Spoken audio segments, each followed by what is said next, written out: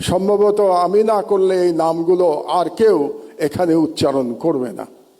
তো সেই নামগুলো উচ্চারণ করে আমার বক্তব্য আমি শেষ করে দেব। আমাদের গাজী ভাই, মরহুম গাজী ভাই রুহুল আমিন গাজী, তাকে ভুয়া মামলায়, ক্যান্সার আক্রান্ত গাজী ভাইকে ভুয়া মামলায় জেলখানায় রেখে বিনা চিকিৎসায় মৃত্যুর দিকে ঠেলে দেওয়া হয়েছে। আমাদের ম্যাডামের মতো, ম্যাডামকে যেমন বিনা চিকিৎসায় ভুয়া মামলায় মৃত্যুর দিকে ঠেলে দেওয়া হয়েছিল। দুর্ভাগ্যের বিষয় হলো আজকে যারা মিডিয়ার স্টলওয়ার্টার এখানে বসে আছেন, তারা কেউ গাজী ভাইয়ের জন্য টু শব্দ উচ্চারণ করেন নাই। এটাই বাস্তবতা। 2 নম্বরে আমি নাম বলতে চাই আসাদ ভাইয়ের।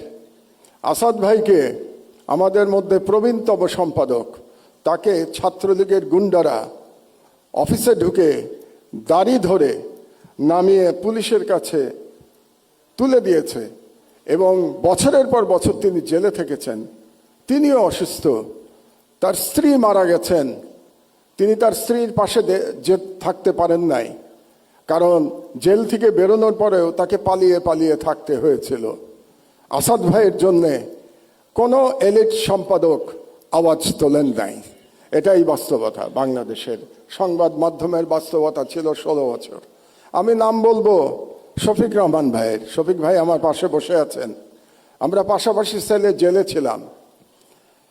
80 বছর বয়সে শফিক ভাইকে মাটিতে শুয়ে থাকতে হয়েছে। টয়লেটে যেতে পারতেন না, কারণ ওই টয়লেটে কমোড ছিল না। বেশ কিছুদিন শীতের মধ্যে মাটিতে পড়ে থাকতে হয়েছে, উনি উঠতে পারেন নাই। তারপরে যখন আমার পাশের রুমে আসলেন, ওনাকে ধরে ধরে আমরা ব্রেকফাস্ট করতে, দুপুরে খেতে আমরা একসাথে যেতাম, কত গল্প করেছি। শফিক রহমানের জন্য কেউ আপনারা দাঁড়ান নাই। এটাই ছিল ফ্যাসিবাদের চরিত্র। আরেকজনের নাম বলি কনক সরোয়ার। তার অপরাধ ছিল তিনি আজকের প্রধান ব্যক্তি তারেক রহমান সাহেবের একটা বক্তৃতা তিনি লাইভ চালিয়েছিলেন। এই অপরাধে তাকে 1 বছর প্রায় জেলে থাকতে হয়েছে। তার কোম্পানির চিফকে আমি সালাম সাহেবকে এখানে দেখতে পাচ্ছি।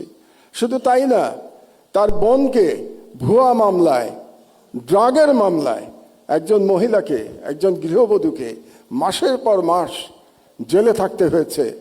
সংবাদ মাধ্যমের বিবেক জাগ্রত হয় নাই। এটাই বাংলাদেশের সংবাদ মাধ্যমের ইতিহাস। তো এই নামগুলো আমি বললাম এই জন্যে, আমি শিওর আমি না বললে আজকে বুকে হাত দিয়ে প্রত্যেকে বলতে পারবেন কেউ আপনারা এদের নাম বলতেন না আজকে। এই জন্যে আমি এই নামগুলো বললাম।